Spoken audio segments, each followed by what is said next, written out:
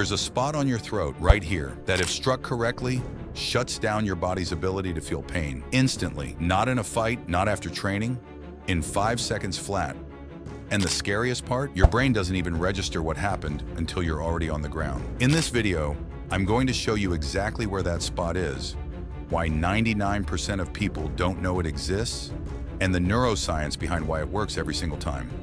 But first, you need to understand something about pain that doctors don't talk about. Have you ever imagined facing someone bigger, stronger, or more aggressive and thinking, I don't stand a chance? Most people have, but real self-defense is not just about strength. It is about understanding the human body, fear, reaction, and survival. Today we'll look at how anatomy can change the outcome of a dangerous situation, why certain areas of the body are so vulnerable, and why this knowledge should only be used for awareness and last resort self-defense. This video is for educational and informational purposes only. It does not encourage violence or teach anyone to harm others. The topics discussed involve serious anatomical risks and should only be understood for awareness in genuine life-threatening self-defense situations where no other option exists. Self-defense laws vary by location, so always train with a qualified professional and understand your local laws. The creator is not responsible for any misuse of this information. Before I show you the strike, you need to understand why it works. Pain isn't a signal from your body to your brain, it's a signal from your brain to your body. Your brain decides what hurts. When you stub your toe, the signal goes up, but the pain is created by your brain and sent back down. This is called the gate control theory of pain. Now here's where it gets interesting. Your vagus nerve, the longest nerve in your body, runs from your brain through your neck, chest, and abdomen. It controls your heart rate, digestion, breathing, and stress response. When stimulated correctly, it triggers the dive reflex. Your heart rate drops, blood pressure plummets, and your brain's ability to process pain shuts down. A 2018 study in Frontiers in Neuroscience found vagus nerve stimulation reduced pain perception by up to 60%. Now imagine that stimulation sudden, intense, and precisely targeted. The 3 zones. 3 target zones on the throat. Zone 1, the Adam's apple, tough cartilage, no vagus response. Zone 2, the carotid sinus, drops blood pressure but missed by an inch and you accomplish nothing. Zone 3, the suprasternal notch, the hollow above your sternum. The vagus nerve sits closest to the surface here. Strike it and you get 3 effects at once. Vagus compression triggers the dive reflex. The unprotected trachea causes involuntary gag, and the shockwave hits the carotid bodies, dropping heart rate.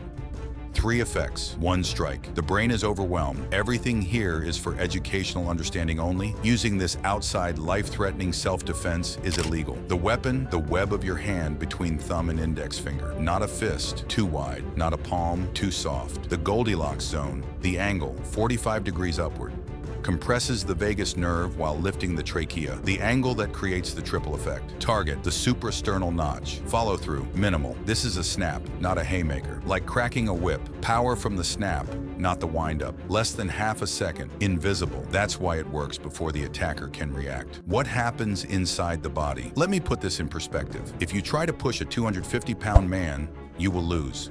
If you try to pull him, you will lose. If you try to strike him and he's prepared, you will probably lose. But if you apply 20 pounds of force to his wrist at the correct angle, his entire arm becomes yours to control. If you compress his elbow at its mechanical dead zone, his strength becomes irrelevant because the joint cannot generate force from that position. If you lever his shoulder along its rotational weakness, his size becomes a liability because the longer his arm, the more leverage you have against him. This is the fundamental truth that martial arts tournaments hide from you. Strength matters in sport because sport has rules. Sport has weight classes. Sport has referees who stop the fight before permanent damage occurs. But in a real confrontation, there are no rules. And in a no-rules environment, the person who understands structure and leverage will always beat the person who relies on strength. Always. The bodybuilder who can deadlift 600 pounds has wrists that are no stronger than yours. The heavyweight boxer who can knock out opponents has elbows that bend at the same angle as yours. The giant who towers over you has shoulders that dislocate under the same rotational force as yours. Joint locks don't discriminate. Why this beats everything else? Put this in perspective. Throw a punch at someone's face. They can block, duck, absorb it. Kick their leg. They shift weight, absorb it. But a vagus nerve strike to the suprasternal notch, there is no defense. The defense would require the brain to process the threat, and the strike itself prevents that processing. It's a paradox. The thing that would save them is the thing the strike disables. That's why size doesn't matter. Strength doesn't matter. Even trained fighters are vulnerable. This isn't about fighting better. It's about understanding human anatomy better. This isn't a death touch or dim mak or mystical nonsense. This is anatomy, pure, simple, verifiable anatomy. The vagus nerve exists. The suprasternal notch exists.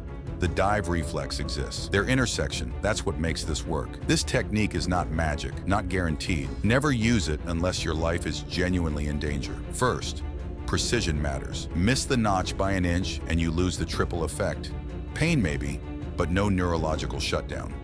Second, follow-through matters. A glancing blow does nothing. The strike needs intent. Not rage, intent. Controlled, purposeful, committed. Third, this works in a specific scenario. Close range, hands up, no room to run. If you can escape, escape. If you can de-escalate, de-escalate. Last resort, not first choice.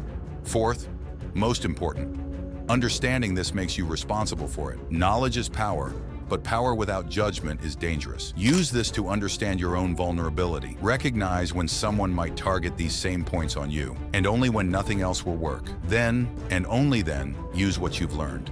But the throat strike is just one off switch. Your body has 7 more. In my most watched video, over 1.3 million views, I break down every single one. The nerve cluster at the base of your skull, the eye reflex that blinds without touching, the spine hack that works even if you're half their size. Want the complete system? Click the video on screen now. It's the one that started this series. And if this video was valuable, that one will change how you see self-defense forever. If you learned something new, hit the like button so this video can reach more people who need this knowledge. Subscribe and turn on notifications for new anatomy-based self-defense videos every week.